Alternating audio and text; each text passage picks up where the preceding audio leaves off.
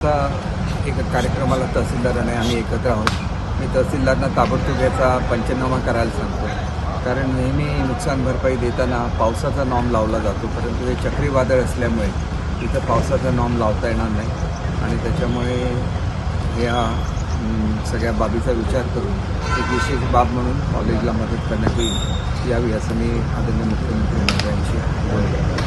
वीज पुरवठा लवकरात लवकर सुरळीत करण्याच्या संदर्भात मी एक्झिक्युटिव्ह इंजिनियर आणि सुपरिटेंडिंग इंजिनियरशी बोलू आणि बाहेरची जादा लोक पाठवून या ठिकाणचा वीज पुरवठा पूर्ववत करण्यात येईल. काय सूचना कराल का? तर नगराध्यक्ष बाजूला आहेत, मुख्याधिकारी नगराध्यक्ष आहेत, त्यांना या गोष्टीची अधिक माहिती असणार, कारण हा ऑफिशियल विषय आहे.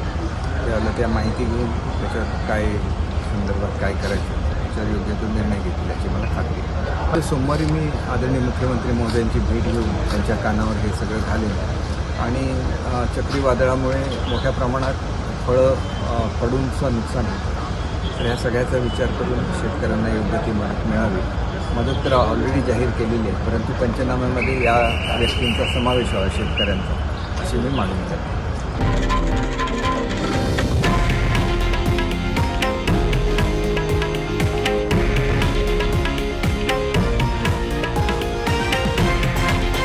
हे आहे देशातील नंबर 1 न्यूज नेटवर्क आणि आपण पाहत आहात TV9 मराठी, एकमेव.